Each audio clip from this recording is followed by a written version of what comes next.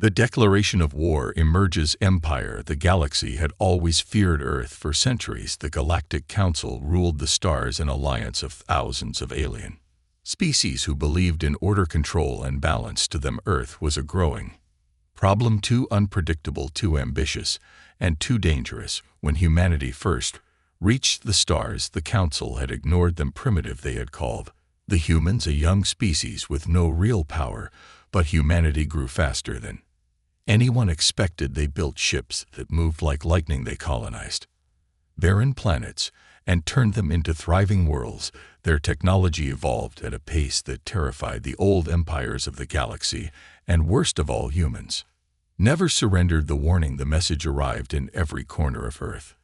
At once, every screen flickered, every broadcast stopped. A cold alien voice echoed across the planet. Humans of Earth, your time is over. By order of the Galactic Council, you are to surrender immediately. If you resist, we will wipe you out. In the United Earth Assembly, world leaders stood frozen. The president of Earth, Elias Carter, tightened his fists around him. Generals and admirals stared at the message in shock. Admiral Sarah Ophos, the commander of Earth's space fleet, broke the silence.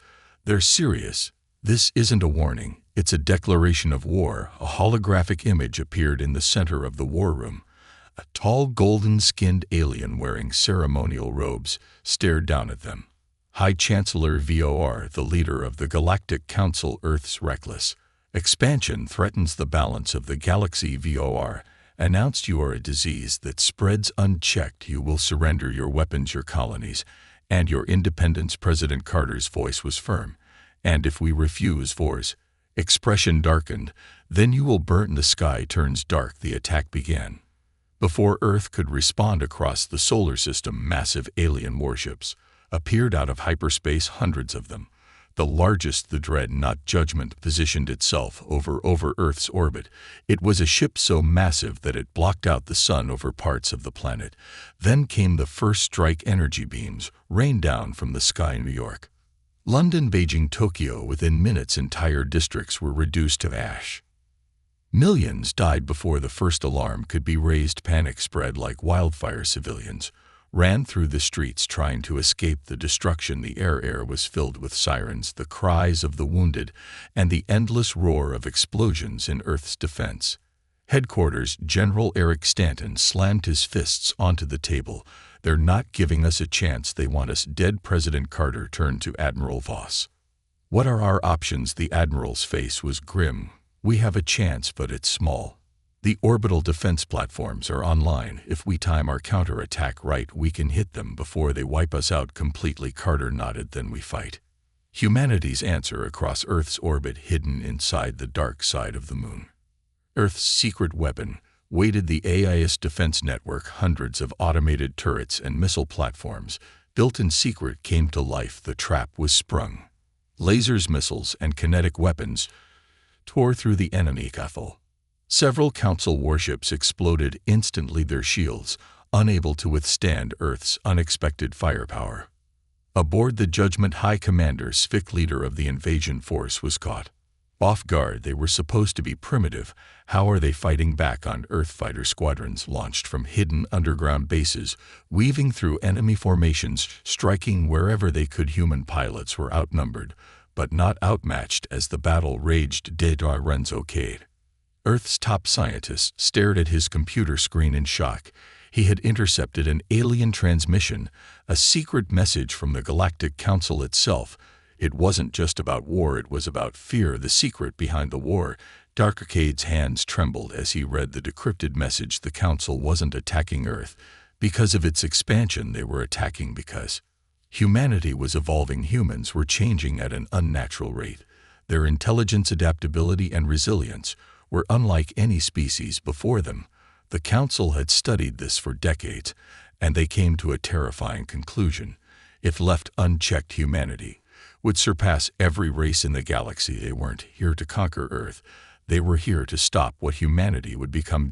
Cade rushed to the war room, barely able to breathe. He knew what this meant. If humanity survived this war, there wouldn't just be another race in the galaxy. They would be its rulers. The rise of an empire begins back in the war room. President Carter's voice was clear. We were never going to be given a choice. This isn't just war. This is extermination. General Stanton nodded. Then we don't just fight to survive. Admiral Voss finished his sentence. We fight to win. The room fell silent then. Carter spoke the words that would change history. No more waiting, no more kneeling. Today, humanity stands, and tomorrow. He looked out at the sky, where the battle raged on. We rise. The war had begun. And so had the birth of an empire. The first strike. The war had begun, and Earth was bleeding. Alien warships loomed over the planet like harbingers of death, their weapons tearing through cities, leaving behind nothing but smoke and ruins. The Galactic Council had not come to negotiate. They had come to erase humanity from existence. But humanity was not ready to die in the depths of Earth's last stronghold. Soldiers, scientists, and leaders worked frantically, trying to turn the tide against a superior enemy. If they were going to fall, they would fall fighting. The sky burns above Earth. The AI's defense network continued its relentless assault. Automated railguns, laser cannons, and missile systems hammered the enemy fleet, destroying dozens of alien warships. But for every enemy ship that fell, more appeared. The Council's fleet was endless, stretching across the void like a swarm of locusts. Humanity was outnumbered 1,000 to 1 inside. Earth's primary command center, Admiral Sarios, analyzed the battle through the holographic display. Her face was pale, but her eyes burned with determination. We can't win this battle in space. If we stay defensive, they'll crush us, General. Eric Stanton slammed his fist on the table. Then what do you suggest? We don't have the firepower for a counter-offensive. President Elias Carter turned to Dr. Renzo Cade, the scientist who had decrypted the intercepted alien message. Tell me you have something. Cade swallowed hard. I don't have good news. The Council isn't just here to wipe us out. They're afraid of us, of what we might become. Carter's expression darkened. They fear us, yes. And that means we have one advantage they don't know. What we're fully capable of. The counterattack begins. The Council fleet continued its relentless bombardment, but Earth's hidden defenses struck back with brutal efficiency. Satellite-controlled drones launched from underground bunkers, speeding into orbit and colliding with enemy ships in deadly kinetic attacks. Meanwhile, Earth's first-generation orbital warships, long dismissed as outdated, launched their first true battle. They were smaller than the Council's dreadnoughts, but faster, more maneuverable, and piloted by humans who refused to lose. Commander Jack Reynolds, leading the U.S. Retribution, dodged through a hail of plasma fire, his voice calm as he relayed orders to his squadron. Hit them where they least expected. If you see an opening, take it. Don't stop moving. The human fleet struck hard, launching concentrated attacks on enemy supply ships and command centers. Several key Council vessels exploded, sending debris raining down toward Earth's atmosphere. But the enemy still had one final weapon, the Doomsday device. Deep in space, a massive station activated a hidden super weapon, a planetary disruptor capable of destabilizing Earth's core. The device, called the Harbinger, was the Galactic Council's insurance policy. If Earth refused to surrender, they would simply tear the planet apart. Inside the command center, alarms blared as technicians detected the energy buildup. In less than 1 hour, the weapon would fire. President Carter's heart pounded. We have to destroy that station, or Earth is finished. Admiral Voss nodded. I'll send every ship we have left. Dr. Cade interrupted, his eyes wide. You don't have to. Do we have something better? Carter turned to him. What are you talking about? Cade's voice was shaky but determined. Project Revenant. Silence fell over the war room. Project Revenant was Earth's last, most dangerous secret, a weapon so powerful that even humanity feared using it. Carter exhaled sharply. We weren't supposed to activate it unless there was no other option. Voss's voice was cold. We don't have any other options. Carter closed his eyes, then gave the order. Launch Project Revenant. The war had just changed, and for the first time the Galactic Council was about to be afraid. Humanity's last stand begins. The order had been given. Project Revenant was unleashed deep beneath the frozen wastelands of Antarctica. Massive underground doors rumbled open. The ground trembled as a hidden war fleet One that had been built in secret for years began its ascent. These were not ordinary ships, they were Earth's first true warships designed with stolen alien technology, advanced human engineering, and weapons powerful enough to challenge the Council's strongest fleets, and leading them was the most dangerous weapon of all, the Titan. The rise of the Titan-class warship, codenamed Revenant, was unlike anything the galaxy had seen before. Twice the size of any Council dreadnought, faster, smarter, deadlier, powered by a revolutionary dark matter core, the Revenant was the culmination of everything humanity had learned from the star's stealth systems. Made it invisible to enemy scanners. Shields were strong enough to withstand planetary bombardment, but its most terrifying feature, a weapon that could destroy an entire fleet in one strike. As the Revenant emerged from Earth's hidden shipyards, the Council fleet noticed too late. Admiral Cereos, now in command of the Revenant, gave the order: fire. The Revenant primary cannon, the Hellfire lance, ignited a beam of crimson energy, ripped through space, striking the Harringer, the Doomsday Station, preparing to destroy Earth. For a moment there was silence.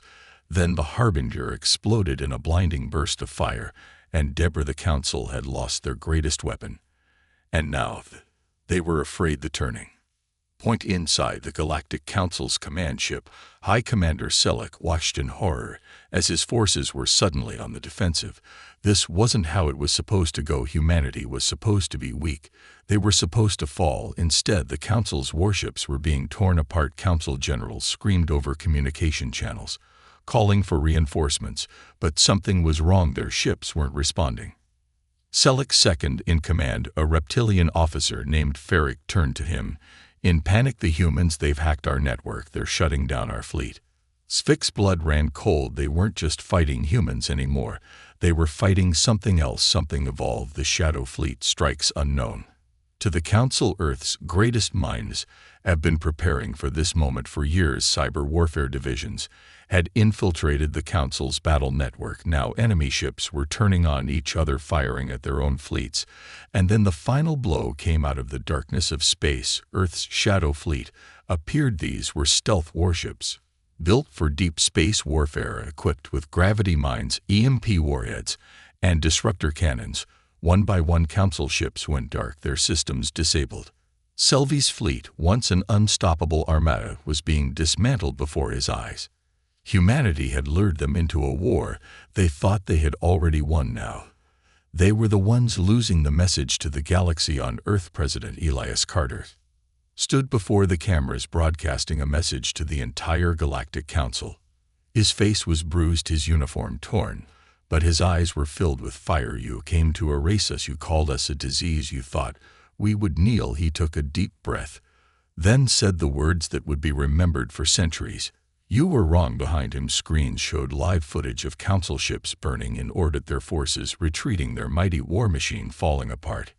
Humanity does not bow. Humanity does not surrender. If you want to destroy us, you will have to face the full force of our rage, and I promise you this, his voice became deadly. We will never be your slaves. Then he gave the final command. Finish them. And across the battlefield, Earth's forces unleashed hell. The truth about the war: the battlefield was burning. The once invincible Galactic Council fleet was in ruins. Their warships, crippled and retreating, could no longer maintain control over Earth's orbit.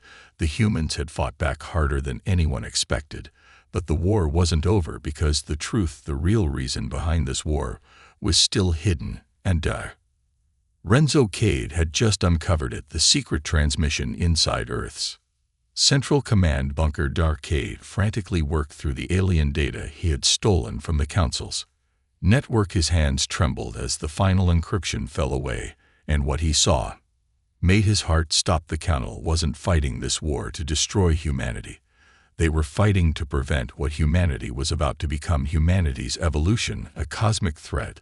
The decrypted files revealed the horrifying truth. The Council had been studying humans for centuries. Ever since Earth's first contact with alien life, they had monitored every detail: our technology, our biology, our psychology, and they had discovered something terrifying. Humanity was evolving at an unnatural rate. No species in the galaxy had ever advanced This fast, in just a few thousand years, humans had gone from primitive warriors to space-faring conquerors. Other civilizations took millions of years to achieve what humans had done in centuries, but it wasn't just intelligence. Something inside human DNA was different. Some humans were developing abilities beyond anything seen before: hyperintelligence, extreme resilience, even cases of unexplainable psychic phenomena. If left unchecked, humanity would soon surpass every race in the galaxy, and the Council was afraid. They didn't start this war to destroy Earth's armies. They started it to destroy the future of the human race. The Council's final move back in space. High Commander Svik knew the battle was lost, but he had one last option. As the remnants of his fleet retreated, a hidden command was sent across the Council's encrypted channels. A desperate plan. If they couldn't wipe out humanity now, they would. Its future, the bioweapon activation. Deep in the void of space, hidden within an abandoned asteroid station, a final Council superweapon came online. A planetary bioweapon designed to target human DNA itself. It was a virus engineered with one purpose: to erase humanity's ability to evolve, to permanently weaken human genetics so that they would never rise beyond their current limits. Once released, it would spread across Earth's atmosphere, infecting every human without a cure. The war wasn't about destruction. It was about ensuring that humanity would never become a threat again. Race against time. Inside Earth's war room, alarms blared. A desperate message flashed across the screens. The Bapin station was activating. President Carter turned to Admiral Voss. How long until it fires? Voss's face was grim. 10 minutes. Carter clenched his fists. We need to destroy that station now. Commander Jack Reynolds, still leading the charge in space, sent a message through the fleet: all available fighters, follow me. This is our last chance. As the Revenant and the surviving warships turned toward the asteroid, the final battle for humanity's future had begun. The final assault. Reynolds' fleet strode toward the asteroid station, dodging enemy fire as the last surviving Council warships defended their doomsday weapon. The Revenant spearheaded the attack, blasting through the station's other defenses, but the countdown continued. 5 minutes. The human fighters weaved through laser fire, striking the station's weak points, but its core remained untouched. 3 minutes. Reynolds' ship was hit, spinning out of control. The mission was failing until Admiral Voss made the final call: activate the Hellfire Lance. Full power. Target the core. Inside, the Revenant energy levels surged dangerously high. The weapon systems weren't designed for this kind of power output. If it fired at full strength, the ship might not survive. But they had no choice. 2 minutes. The Revenant weapons officer locked onto the target. Admiral Voss's voice was steady. Fire. The Hellfire Lance erupted with a massive beam of energy, cutting through the asteroid like a blade through flesh. The station began to collapse. 1 minute. The core overloaded. A violent explosion, shaking the entire battlefield. 30 seconds. The virus was never released. Earth had won the aftermath, a new future. As the remaining Council forces retreated into the void, Earth stood victorious. But the galaxy would never be the same. President Carter looked out at the ruined battlefield, his voice heavy. We weren't supposed to win this war, but we did. Admiral Voss crossed her arms. Now what? Darkade exhaled. Now they fear us even more. Carter nodded. Then it's time to show them that humanity doesn't just survive. His gaze turned to the stars, to the endless frontier ahead. We rise. And so the age of humanity had truly begun. The secret human weapon. The war was over. The Galactic Council's fleet had been shattered. Their doomsday weapon, the bow weapon designed to humanity's evolution, was destroyed. The Council itself had retreated into the depths of space, licking its wounds. But Earth's leaders knew the truth. This was not the end. The war had proven one thing: the galaxy feared humanity, and fear always led to more conflict. The question was no longer if the Council would return, it was when. And so Earth had a choice: wait for the next war to come or prepare for it. First President Elias Carter already knew the answer: we won't wait for them to attack us again. We take the fight to them. And for that, they would need a new weapon, a secret project that had been hidden even from Earth's own people. A weapon designed not just to fight the Council, but to make humanity unstoppable. Project Revenant, the final Phase Project Revenant, the final phase deep in a classified research station, orbiting Titan, Saturn's largest moon. The next stage of humanity's evolution was already underway. Renzo Cade, now Earth's most valuable scientist, stood in front of a massive containment chamber inside something pulsed with life. Something not entirely human anymore. Admiral Sarah Voss entered the lab. Arms crossed. Tell me you're not doing what I think you're doing. Cade didn't look away from the containment chamber. We don't have a choice. Voss stepped forward, glaring at him. We just defeated an enemy 100 times stronger than us. What more do you want? Cade finally turned, his expression grim. You don't get it, Admiral. This was just the beginning. He pulled up a holographic display. The Council isn't just a government, it's a machine, a system that has controlled the galaxy for over 1 million years. We survived their first attack, but they have thousands of other species under their rule.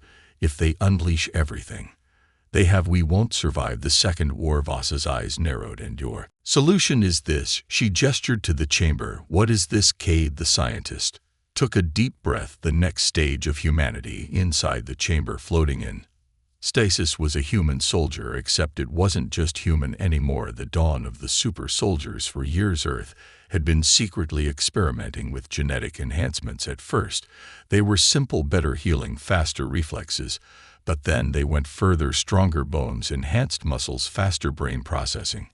Now they had reached the limit. This was Project Revenant final phase, the creation of the first true super soldiers. Voss stared at the figure inside the chamber. It looked human, but the changes were clear: denser muscles, cybernetic implants used to the body, and neural enhancements that would allow them to think and react faster than any normal person. It wasn't just a soldier, it was a weapon. Voss shook her head. You're playing with something dangerous. Cade, you really think this is the answer? Cade's voice was calm. The Council fears what we becoming. We're proving them right. The Shadow Fleet awakens. As Earth's official forces rebuilt after the war, another force was being assembled in secret. They called it the Shadow Fleet, a new armade of stealth warships, advanced eye control battle cruisers, and genetically enhanced super soldiers. These wouldn't just be defenders of Earth, they would be hunters. Their mission was simple: strike before the Council could recover, and their first target the Council's homeworld. The first infiltration mission, the Council's ruling planet Prime Nexus, was a fortress protected by thousands of defense fleets, planetary shields, and countless ground forces. It was believed to be untouchable until now. The Shadow Fleet's first mission was to break into Prime Nexus and steal the Council's most classified intelligence. To do that, they would need the first enhanced human soldiers, and leading the mission would be Commander Jack Reynolds, now the first of the Revenant-class super soldiers. Reynolds sat in the drop pod checking his gear. His team, 5 other enhanced operatives, did the same. No words were spoken. They knew the risks. They weren't supposed to survive this mission, but if they succeeded, they would change the war forever. As the countdown began, Reynolds took a deep breath. This was no longer about survival. This was about dominance. The turning point. The galaxy had changed once the Galactic Council believed itself invincible. It had ruled for over 1 million years, shaping the fate of countless species. Any civilization that grew too strong was silenced. Any race that refused to kneel was erased. But then came Earth, and Earth did not kneel. Now, humanity was no longer fighting for survival. They were taking the war to the Council's doorstep, and tonight they would strike the heart of the enemy. The Shadow Fleet's infiltration begins high above Prime Nexus, the Council's capital. Planned 6 small stealth ships drifted through the void, completely invisible to enemy sensors. Inside the lead ship, Commander Jack Reynolds adjusted his gear. He was no longer just human. He was the first of the Revenant super soldiers. Faster, stronger, smarter than ever before. His mission: break into the Council's most secure database, find out what they're planning, and if possible tear them apart from the inside. His squad, 6 enhanced operatives, all modified under Project Revenant, checked their weapons. No one spoke. They didn't need to. The mission was simple: go and unseen, get the data, get out alive. But then, as their ship approached the drop zone, something unexpected happened. A massive energy spike flared across their scanners. The war takes a dark turn. Earth's leaders Watch the footage in horror dark. His voice was shaking. They started their own enhancement program. President Carter's face darkened. They're making their own super soldiers. Admiral Voss tightened her fists. We aren't the only ones. Evolving the war was no longer about fleets, planets, or armies. It was about who would become the dominant species in the galaxy.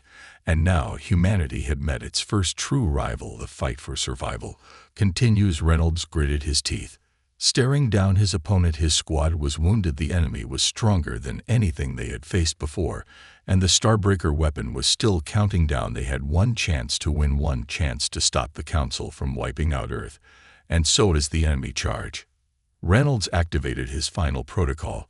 His vision blurred. His heart pounded like a war drum. And for the first time, he unlocked the full potential of Project Revenant. The aftermath, a new era, begins. The battlefield was silent. The air smelled of scorched metal and burnt flesh. Smoke curled from shattered machines and ruined structures. The once great Council Spire, the heart of Prime Nexus, lay in ruins, and at its center, surrounded by the wreckage of war, stood Commander Jack Reynolds. Blood dripped from his wounds. His armor scorched and broken. His squad lay behind him, some dead, some barely breathing, but heat was still standing, and before him the last of the enemy knelt in defeat. The death of the Council's champion, the Enhanced Council Warrior, the first of their super soldier experiments, had been the greatest threat humanity had ever faced. Faster, stronger, nearly indestructible for the first time. Reynolds had met an opponent who was his equal, and for a moment it had seemed impossible to win. The enemy had struck faster than human eyes could follow, breaking bones, tearing through armor, overwhelming him. Every strike had pushed Reynolds closer to death, until he had stopped holding back, until he had let go of human limits. He had activated Revenant Overdrive, the final phase of his enhancements, and in that moment he had become something else, something beyond non-human. The battle had lasted seconds. The enemy, so confident in its superiority, had realized too late it was already dead. With a final strike through the heart, Reynolds had ended it. Now, as he stood over the body, he exhaled, feeling the weight of history settle on his shoulders. The war was over, but humanity's place in the galaxy had forever changed. The Council Fall's words spread quickly across the galaxy. Ellie, the Galactic Council, the ancient rulers of the stars, had been defeated by humanity. Their fleets broken, their armies scattered. Their greatest warrior dead. Surviving Council leaders scrambled to sue for peace. They sent messages across the void begging for negotiations, but Earth didn't respond, not yet, because the galaxy needed to understand something. Humanity had not just survived this war, they had won the new order in the United Earth. Assembly President Elias Carter stood before a crowd of billions, his face carved with the weight of history. We did not ask for this war, but we did not run from it. We did not surrender. We did not break. His voice echoed across the broadcast. The Council tried to erase us, and now they come to us as beggars.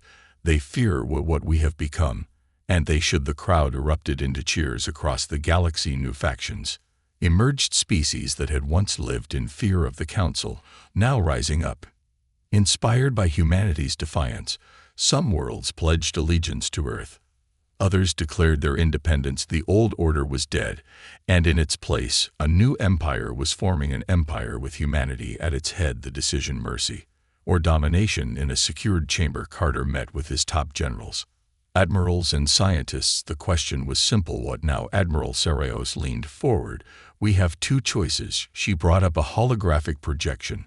The remaining fleets of the Council scattered, weak, trying to rebuild. We can finish them off, and the Council for good. Make sure no one ever challenges humanity again. She looked Carter in the eyes. We could take the galaxy right now. Silence filled the room. Lorenzo Cade, always the voice of caution, spoke next.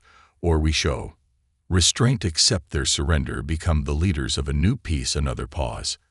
Everyone turned to Carter. The entire galaxy waited for his answer. The future of humanity. Carter stood looking over the holographic map of the stars. For the first time in history, humanity was not the hunted, they were the apex species.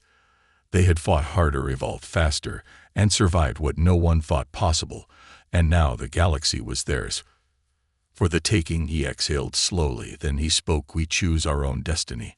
And in that moment, the course of history changed forever, the rise of the Terran Dominion. 1 year later, the galaxy had a new name for Earth. They no longer called it a rogue world. They no longer saw it as a primitive race. Instead, they whispered a new title, the Terran Dominion, an empire not born from conquest, but from survival, not from fear, but from unbreakable determination, a force that had stood against extinction and refused to die, a power that would shake the future of the stars. And at its heart, humanity stood stronger than ever before, because in the end they were never meant to kneel, they were meant to rise.